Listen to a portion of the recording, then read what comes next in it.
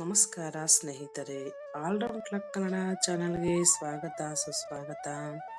ಇವತ್ತಿನ ವಿಡಿಯೋದಲ್ಲಿ ದೇವರಿಗೆ ಈ ಬತ್ತಿಯಿಂದ ದೀಪ ಹಚ್ಚಿದರೆ ತುಂಬಾ ಒಳ್ಳೆಯದು. ಪ್ರತಿನಿತ್ಯ ಪೂಜೆಯಲ್ಲಿ ದೇವರಿಗೆ ದೀಪವನ್ನು ಹಚ್ಚಿಡದೆ ಪೂಜೆಯನ್ನು ಮಾಡುವುದು ಅಪೂರ್ಣವೆಂದು ಪರಿಗಣಿಸಲಾಗುತ್ತದೆ. ದೀಪವಿಲ್ಲದೆ ಪೂಜೆ ಮಾಡೋದು ವ್ಯರ್ಥ. ದೇವರಿಗೆ ದೀಪವನ್ನು ಹಚ್ಚುವಾಗ ಕೆಲವೊಂದು ನಿಯಮಗಳನ್ನು ಅನುಸರಿಸಬೇಕು. ದೇವರಿಗೆ ದೀಪವನ್ನು ಹಚ್ಚುವುದು ಹೇಗೆ, ದೇವರಿಗೆ ದೀಪ ಹಚ್ಚಿಡುವಾಗ ಯಾವೆಲ್ಲ ನಿಯಮಗಳು ಆಚರಿಸಬೇಕು ಅಂತ ನೋಡೋಣ ಬನ್ನಿ. ಇವತ್ತಿನ ವಿಡಿಯೋ ಹೈಲೈಟ್ಸ್ನಲ್ಲಿ ದೇವರಿಗೆ ತುಪ್ಪದ ದೀಪ ಮತ್ತು ಎಣ್ಣೆ ದೀಪ, ದೇವರಿಗೆ ಈ ದೀಪ ಹಚ್ಚಬಾರದು, ದೀಪ ಹಚ್ಚುವುದರ ಪ್ರಯೋಜನ ಏನು ಅಂತ ನೋಡೋಣ. ಶಾಸ್ತ್ರದ ಪ್ರಕಾರ ನಾವು ಮನೆಯಲ್ಲಿ ದೇವರಿಗೆ ದೀಪವನ್ನು ಹಚ್ಚುವುದರಿಂದ ಅನೇಕ ಪ್ರಯೋಜನಗಳಿವೆ. ಹಿಂದೂ ಧರ್ಮಗ್ರಂಥಗಳಲ್ಲಿ ಉಲ್ಲೇಖಿಸಿರುವ ಪ್ರಕಾರ ನಿಯಮಿತವಾಗಿ ನಾವು ದೀಪವನ್ನು ಬೆಳಗುವುದು ಮಂಗಲಕರವೆಂದು ಹೇಳಲಾಗಿದೆ. ದೀಪವಿಲ್ಲದೆ ನಾವು ಯಾವುದೇ ದೇವರ ಪೂಜೆಯನ್ನು ಮಾಡುವುದು ಅಪೂರ್ಣವೆಂದು ಪರಿಗಣಿಸಲಾಗುತ್ತದೆ. ಅಷ್ಟೇ ಅಲ್ಲದೆ ಶಾಸ್ತ್ರಗಳಲ್ಲಿ ದೀಪದ ಜ್ವಾಲೆಯನ್ನು ಪವಿತ್ರವೆಂದು ಪರಿಗಣಿಸಲಾಗುತ್ತದೆ. ಎಲ್ಲ ಧಾರ್ಮಿಕ ಆಚರಣೆಗಳಲ್ಲೂ ದೀಪಗಳನ್ನು ಕಡ್ಡಾಯವಾಗಿ ಬೆಳೆಸಲಾಗುತ್ತದೆ.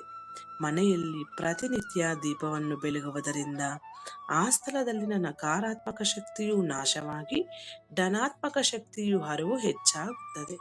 ದೇವರ ಕೊನೆಯಲ್ಲಿ ದೀಪವನ್ನು ಬೆಳಗುವುದಕ್ಕೆ ಅದರದ್ದೇ ಆದ ನೀತಿ ನಿಯಮ ವಿಧಿವಿಧಾನವಿದೆ. ಈ ನಿಯಮಗಳ ಪ್ರಕಾರ ನಾವು ದೇವರ ಕೊನೆಯಲ್ಲಿ ದೀಪವನ್ನು ಬೆಳಗಬೇಕು. ಮೊದಲನೆಯದು, ಇಂತಹ ದೀಪವನ್ನು ಬೆಳಗಿಸಬಾರದು. ದೀಪವನ್ನು ಬೆಳಗುವಾಗ ನಾವು ಗಮನದಲ್ಲಿಟ್ಟುಕೊಳ್ಳಬೇಕಾದ ಪ್ರಮುಖವಾದ ವಿಷಯವೇನೆಂದರೆ, ಮನೆಯ ದೇವರ ಕೊಡೆಯಲ್ಲಿ ದೀಪವನ್ನು ಹಚ್ಚಿಡುವಾಗ ಎಂದಿಗೂ ಒಡೆದ ದೀಪವನ್ನು ಹಚ್ಚಬಾರದು ಎಂಬುದನ್ನು ನೆನಪಿನಲ್ಲಿಟ್ಟುಕೊಳ್ಳಬೇಕು. ದೇವರಿಗೆ ನಾವು ಒಡೆದ ದೀಪವನ್ನು ಹಚ್ಚಿದರೆ ಮನೆಯಲ್ಲಿ ನಕಾರಾತ್ಮಕತೆ ಹೆಚ್ಚಾಗುವುದು. ಜೊತೆಗೆ ಸಂಪತ್ತಿನ ಅಧಿಪತಿಯಾದ ಲಕ್ಷ್ಮೀ ದೇವಿಯು ಕೂಡ ನಿಮ್ಮ ಮೇಲೆ ಕೋಪಗೊಂಡು ಮನೆಯನ್ನು ಬಿಟ್ಟು ಹೋಗಬಾರದು. ಎರಡನೆಯದು, ದೀಪದಲ್ಲಿ ಬಳಸುವ ಬತ್ತಿ. ದೇವರಿಗೆ ನೀವು ಎಣ್ಣೆಯ ದೀಪವನ್ನು ಹಚ್ಚುವಾಗ ಸಾಮಾನ್ಯವಾಗಿ ಹತ್ತಿಯನ್ನು ಬಳಸಬಾರದು. ಇನ್ನು ನೀವು ತುಪ್ಪದ ದೀಪವನ್ನು ಹಚ್ಚುವಾಗ ಹೂಬತ್ತಿಯನ್ನು ಬಳಸಬೇಕು. ಎಣ್ಣೆ ದೀಪವನ್ನು ಹಚ್ಚುವಾಗ ದೀಪದ ಬತ್ತಿಯು ಸ್ವಲ್ಪ ಉದ್ದವಾಗಿರಬೇಕು. ಈ ರೀತಿ ನೀವು ದೇವರಿಗೆ ದೀಪವನ್ನು ಹಚ್ಚುವಾಗ ಬತ್ತಿಯತ್ತ ಗಮನ ನೀಡಿದರೆ ಮನೆಯಲ್ಲಿ ಸಂತೋಷ ಸಮೃದ್ಧಿ ಸದಾ ಕಾಲ ನೆಲೆಯಾಗುತ್ತದೆ ಹಾಗೂ ಆ ಪೂಜೆಯ ಪ್ರಯೋಜನವನ್ನು ನೀವು ಕೂಡ ಪಡೆದುಕೊಳ್ಳುತ್ತೀರಾ. ಮೂರನೆಯದು, ದೇವರಿಗೆ ತುಪ್ಪದ ದೀಪ.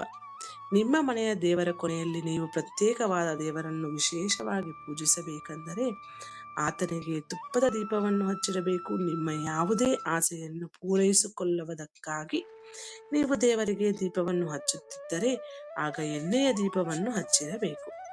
ನಾಲ್ಕನೆಯದು, ದೀಪ ಬೆಳಗಿಸುವ ದಿಕ್ಕು. ದೇವರಿಗೆ ದೀಪವನ್ನು ಹಚ್ಚಿರುವುದಕ್ಕೆ ಅದರಂತೆ ಆದ ದಿಕ್ಕುಗಳಿವೆ. ತಪ್ಪಾದ ದಿಕ್ಕಿನಲ್ಲಿ ನೀವು ದೀಪವನ್ನು ಹಚ್ಚಿದರೆ ಅದು ನಮಗೆ ಮನೆಗೆ ಒಳ್ಳೆಯದಲ್ಲ. ಈ ಕಾರಣದಿಂದಾಗಿ ನೀವು ದೇವರ ಕೊನೆಯಲ್ಲಿ ದೇವರಿಗೆ ದೀಪವನ್ನು ಪಶ್ಚಿಮ ದಿಕ್ಕಿನಲ್ಲಿ ಹಚ್ಚಿರಬೇಕು. ದೀಪವು ಯಾವಾಗಲೂ ಪಶ್ಚಿಮದ ಕಡೆಗೆ ಮುಖ ಮಾಡಿ ಇರಬೇಕು ಎಂಬುದನ್ನು ಗಮನದಲ್ಲಿ ಇಟ್ಟುಕೊಳ್ಳಿ. ಪಶ್ಚಿಮ ದಿಕ್ಕಿನಲ್ಲಿ ದೀಪವನ್ನು ಹಚ್ಚಿರುವುದರಿಂದ ಮನೆಗೆ ಧನಾತ್ಮಕ ಶಕ್ತಿಯು ಆಗಮಿಸುತ್ತದೆ. ದೇವರ ಪೂಜೆಯನ್ನು ಮಾಡುವಾಗ ನೀವು ಈ ಮೇಲಿನ ವಿಧಿ ವಿಧಾನಗಳ ಪ್ರಕಾರ ದೀಪವನ್ನು ಹಚ್ಚಿಡಬೇಕು. ದೀಪವನ್ನು ಹಚ್ಚಿರುವುದು ದೇವರ ಆಶೀರ್ವಾದವನ್ನು ಪಡೆದುಕೊಳ್ಳಲು ನಿಮಗೆ ಸಹಕಾರಿಯಾಗಿದೆ.